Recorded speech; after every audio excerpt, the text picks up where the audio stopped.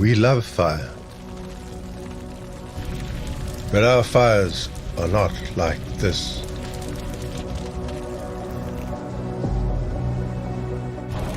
We grasses of the world do not burn this way. Our grassland and savanna fires are smaller, too puny to climb the trees to light their crowns. We grasses look delicate and seemingly insignificant. No strong tree trunks for us. But you would be wise not to underestimate us. Millions of years ago, when we first began to spread, forests covered most of the land. They were our main adversaries, blocking out the sunlight. Have you ever wondered how we, who cannot tolerate shade, even our own shade, can compete with towering trees? Well, we depend on powerful allies. Our first ally is fire. Without fire, we have a problem. The more we grow, the more leaves we make.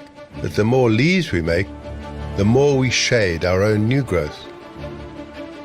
That's where fire comes to our rescue. We offer ourselves up to fire. It devours our dry fuel. Grassland fires aren't hot enough to burn down those giant trees, but they can burn their seedlings, and that makes space for us to multiply. We resprout very fast after fire, and regrow faster than anyone else.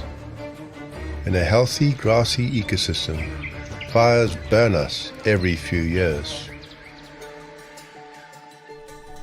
Fire was not our only ally. We offered ourselves up as food to animals, drawing them out of the forest to discover the joys of light, infinite food, and the space to see and flee from predators. While herbivores ate us, they also ate our adversaries and trampled the tender tree saplings.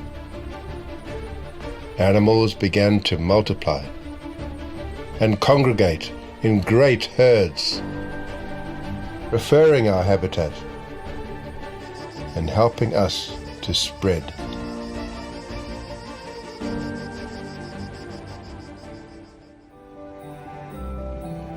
Together with the fires and the herd animals, we created a new and marvelous environment with wildflowers such as the world has never seen before, and a great diversity of creatures that love our open habitats.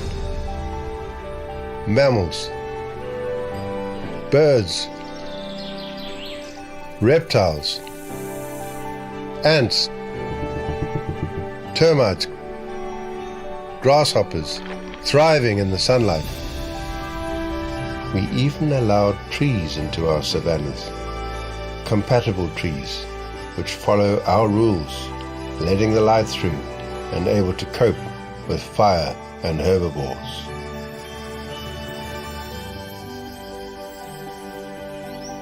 But what of our forest adversaries? Well, over time, we pushed them back. And they pushed us back. Forest margin trees evolved that protect the forests from our grassland fires.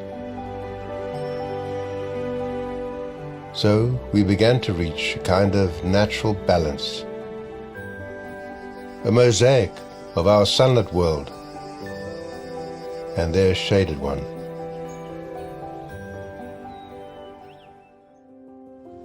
But now you have plans to plant 1 trillion trees to offset your carbon footprint, seemingly unaware of the threat to our ancient grasslands. Have you forgotten that we nurtured your ancestors when they began to stand upright to see the view? Without us, there would be no herds of horses, cattle, sheep to feed and clothe you, nor the grains, the cereals that feed your cities. Have you forgotten the diversity of sun-loving life in our open landscapes? Do you realize that our grasslands also store carbon in our soils and reflect more sunlight back into space than forests, helping to cool the earth? Perhaps through understanding, through wise stewardship, you will help both grasslands and forests to coexist and appreciate the unique environments and the rich ecosystems that both have to offer.